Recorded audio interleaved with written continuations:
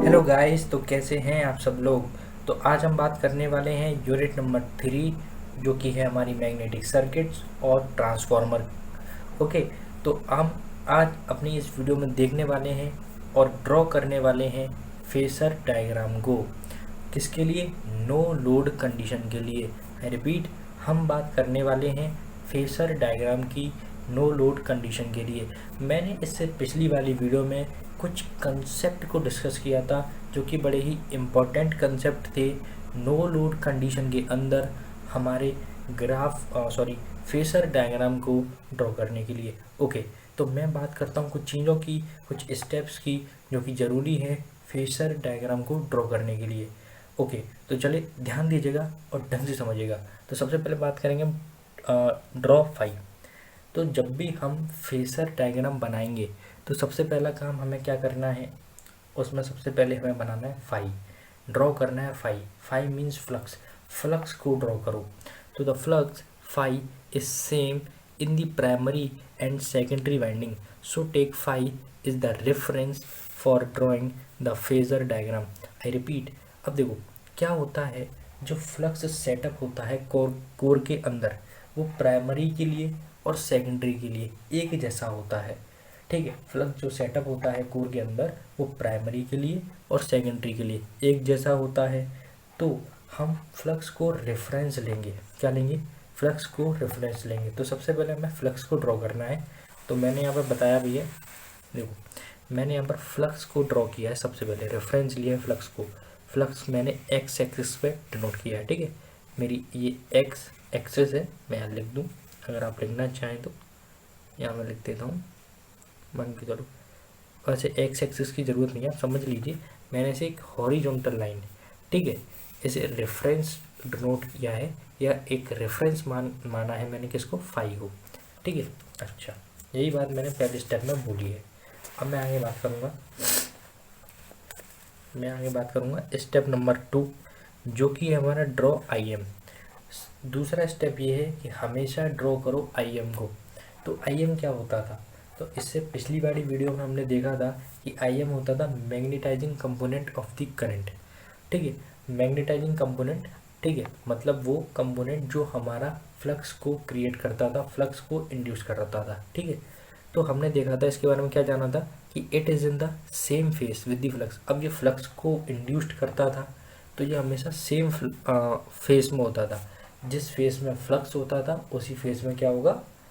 हमारा I am होगा। Means in दोनों के बीच में, फ्लक्स और आई एम के बीच में कोई भी फेस डिफरेंस नहीं होगा, 0 डिग्री का फेस डिफरेंस होगा। तो हमने देखा फेसर डायग्राम में कि जिस तरफ मैंने फाई को रिप्रेजेंट किया है, या मैं कहूँ फाई को फेसर डायग्राम में बनाया है, उसी साइड मैंने हमारे आई एम को भी बनाया है, आप देख सकते हैं। और इन दोनों के बीच में, फाई और आई एम के बीच में कोई भी फेस डिफरेंस नहीं रखा है। आप देख रहे हैं 0 डिग्री है इन दोनों के बीच में।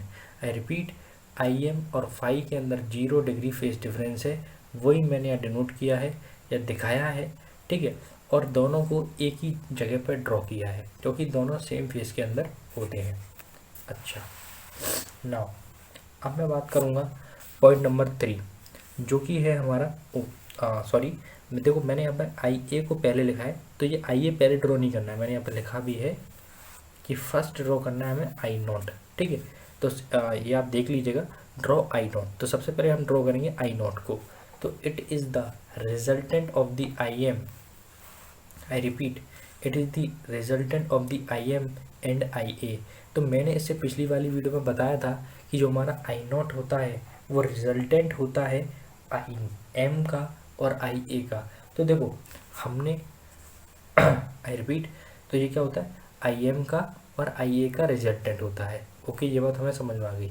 अब हमने देखा था अभी फेजर डायग्राम में, तो मैंने फाई को ड्रॉ कर लिया था, ठीक है, आई एम को ड्रॉ कर लिया था, क्योंकि फाई जिस तरफ उसी तरफ आई एम, क्योंकि फाई और आई एम के बीच में फेस डिफरेंस 0 होता है। ओके, अब मुझे डिनोट करना है आई ए को। जब मैं आई ए बना लूँगा तो आई एम तो मेरे पास है ही, जब मैं आई ए बना लूँगा तो मैं रिजल्टेंट उनका जब बनाऊँगा तो वो मेरा हो जाएगा I not. I repeat, I not क्या होता था, आई नॉट होता था resultant of I M and I A, या फिर मैं कहूँ फेज़र एडिशन होता था आई एम और आई ए का। ओके, तो मैंने आई एम ड्रॉ कर लिया है, मुझे सिर्फ आई ए ड्रॉ करना है। अब मैं बात करूँगा आई ए। तो आई ए के लिए क्या कंडीशन है, ध्यान दें। तो ड्रॉ आई ए ड्रॉ करने के लिए it is the leading from the flux by an angle 90 degree.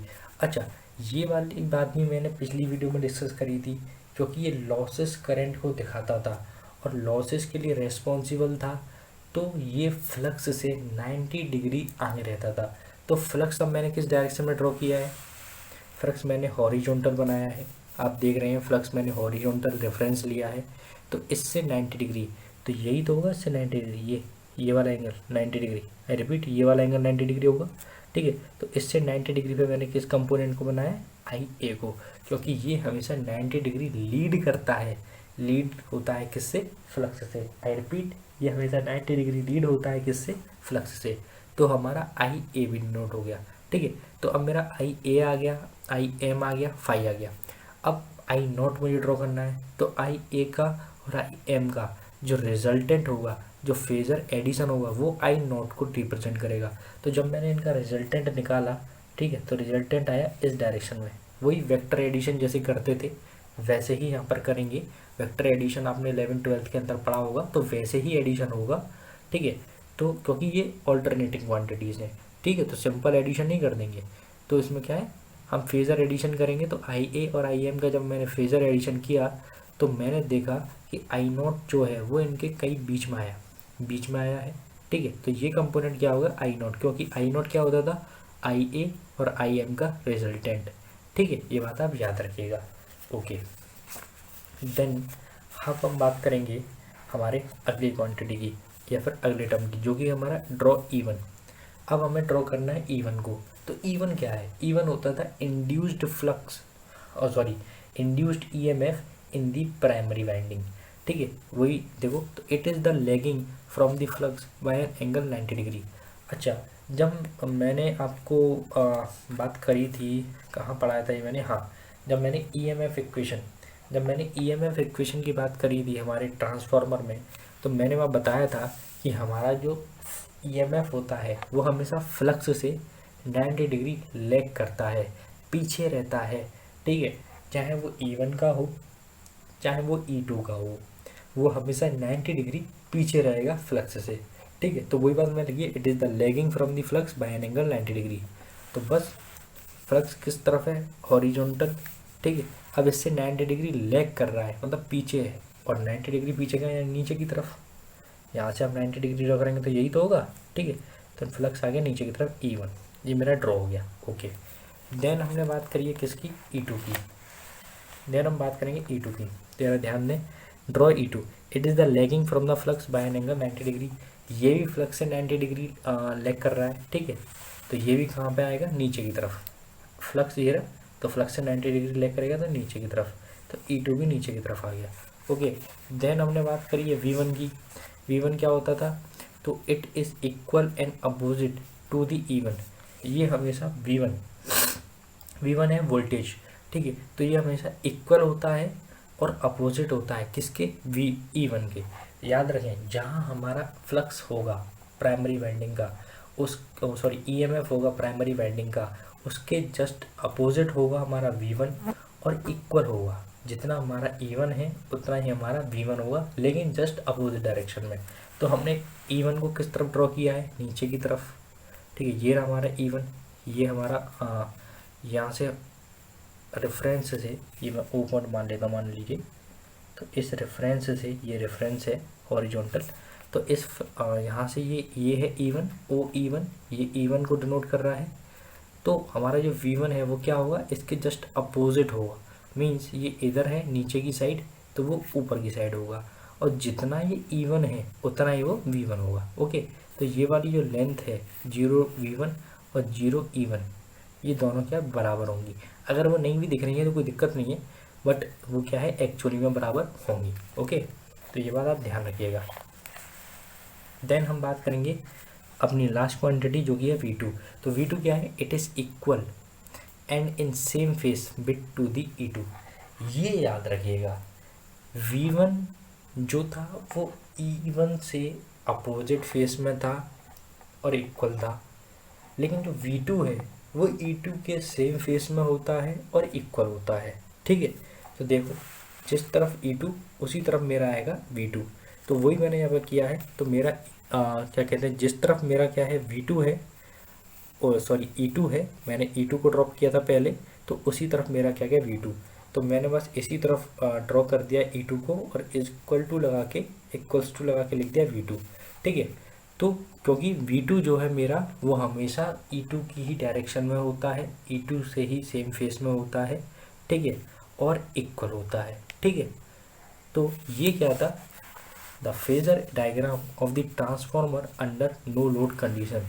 ठीक है, तो ये पूरा क्या था, फेजर डायग्राम था ट्रांसफॉर्मर का नो लोड कंडीशन में। आई होप आप सबको ये वीडियो समझ में आई होगी। अगर आपको कोई दिक्कत है तो आप कमेंट कर सकते हैं। ओके, तो आज की वीडियो में इतना ही, मिलते हैं नेक्स्ट वीडियो में, तब तक के लिए थैंक यू।